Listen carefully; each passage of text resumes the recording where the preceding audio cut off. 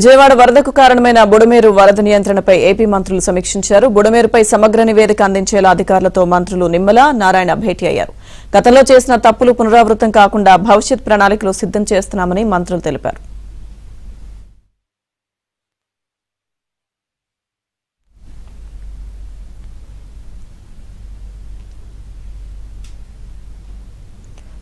పూర్తి సమాచారం మా ప్రతినిధి సత్య అందిస్తారు. బుడమేరు జల ప్రళయం ఏ విధంగా విజయవాడపై విరుచుకుపడిందో నాడు జరిగినటువంటి అంశాలను నేటికి కూడా మర్చిపోలేని పరిస్థితి. దీనిపైన ఈ బుడమేరు వరదను ఏ విధంగా పూర్తి స్థాయిలో నియంత్రించాలనే దాని మీద రెవెన్యూ, ఇరిగేషన్, అదేవిధంగా మున్సిపల్ శాఖలు సంయుక్తంగా ఒక కార్యాచరణ ప్రణాళికలు సిద్ధం చేస్తున్నాయి. దానికి సంబంధించి ఈరోజు కీలకమైన సమావేశం జరిగింది. ప్రస్తుతం మనతో మాట్లాడేందుకు మంత్రులు నిమ్మల రామానాయుడు గారు, అదేవిధంగా నారాయణ గారు ఉన్నారు. ప్రస్తుతం నిమ్మల రామానాయుడు గారితో మాట్లాడిద్దాం. సార్ చెప్పండి, ఈ బుడమేరు వరదను నియంత్రించడానికి, నిర్మూలించడానికి ఎటువంటి చర్యలు తీసుకోబోతున్నారు?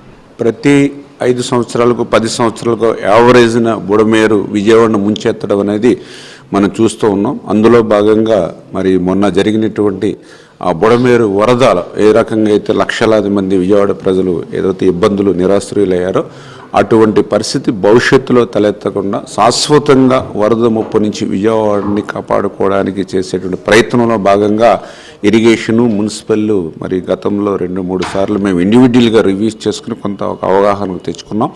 ముఖ్యమంత్రి గారి ఆదేశాల ప్రకారం ఇరిగేషను, మున్సిపల్, రెవెన్యూ ముగ్గురు కలిసి ఒక నివేదికను మనం సిద్ధం చేసుకుని ఒక ఎస్టిమేట్ చేసుకుని 30,000 నుంచి 50,000 క్యూసిక్ల వరద వచ్చినా కూడా విజయవాడ మీద పడకుండా ఏ రకంగా మనం ఇటు కృష్ణాకు కానీ అటు కొల్లేరుకి కానీ పంపించగలుగుతామో మొత్తం నివేదిక సిద్ధం చేస్తే ఆర్థిక పరిస్థితి దృష్ట్యా మనం ఆ యొక్క కేంద్రం యొక్క సహకారం తీసుకుని ముందుకెళ్దామని ఏదైతే ముఖ్యమంత్రి గారి ఆదేశాల ప్రకారం ఈరోజు మేము 3 డిపార్ట్మెంట్ల నుంచి ఉన్నతాధికారులు అందరం కలిసి కూర్చుని గతంలో చేసిన రివ్యూలకి అన్నింటికి ఒక తుది రూపు తీసుకొచ్చి ఒక డెడ్ లైన్ పెట్టుకుని మళ్ళీ సెకండ్ మీటింగ్ కూడా 18వ తారీఖు లోపు మళ్ళీ మీటింగ్ పెట్టుకోవాలనేటువంటి డేట్ను కూడా ఫిక్స్ చేసుకుని అందులో కూడా అధికారులకు కూడా ఒక స్పష్టమైనటువంటి ఆదేశాలు ఏదైతే ఇప్పుడు మేము గతంలో రివ్యూ చేసినటువంటి వాటిని ఆధారంగా చేసుకుని ప్రధానంగా ఏదైతే బుడమేరు అంటే ఎనికేపాడు ఏదైతే పోతుందో దానికి ముందు హెడ్ రెగ్యులేటర్ ఏదైతే వెలగలేరు రెగ్యులేటర్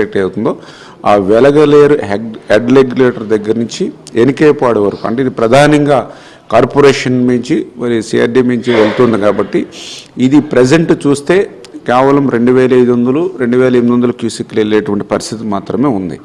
సార్ చెప్పండి, ఆపరేషన్ బుడమేరులో భాగంగా 3,700 ఇళ్ళు ఆ మార్గంలో వచ్చే అవకాశం ఉందంటారు. మరి వాళ్ళందరినీ ఏం చేయబోతున్నారు?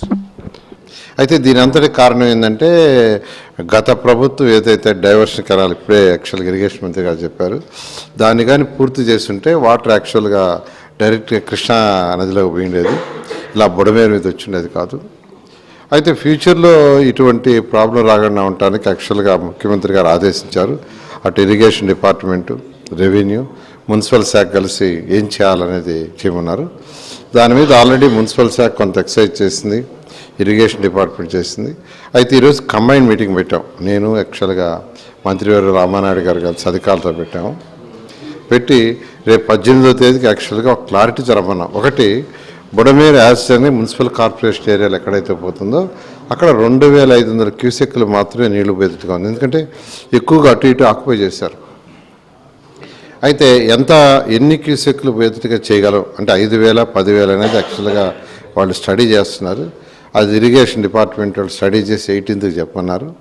అంతేకాకుండా కొంత బైపాస్ ద్వారా అంటే ఏదైతే దాదాపు దాంట్లో కనీసం ఒక 20,000 పోయేటట్టుగా ఉండాలా, ఇక్కడ 5,000, 10,000 పోతే మిగతాది పక్కన కూడా డైవర్ట్ చేసేట్టుగా చేయాలని అది కూడా వాళ్ళు వర్కౌట్ చేస్తున్నారు.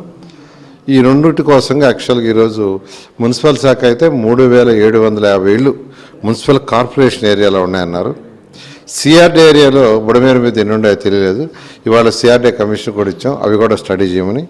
ఈ విధంగా యాక్చువల్గా 18కి మేము ఏదైతే ఇచ్చామో అవన్నీ వాళ్ళు స్టడీ చేసుకొని వస్తే కంబైన్గా డిస్కస్ చేసి ముఖ్యమంత్రి గారికి నివేదించి దాని మీద డెసిషన్ తీసుకొని ముందు పోవడం జరుగుతుంది. బుడమేరు వరద నియంత్రణకు సంబంధించి 3,700 ఇళ్ళు ఏవైతే ఉన్నాయో వాటిని అక్కడి నుంచి వాళ్ళని ఏ విధంగా వెకేట్ చేయించాలి ఏంటి అనే దాని మీద ఒక ఫైనల్ నిర్ణయం అయితే తీసుకునే అవకాశం ఉంది. ఇది ఇక్కడ పరిస్థితి. కెమెరా పర్సన్ సురేష్తో సత్య, ఏబిఎన్ ఆంధ్రజ్యోతి.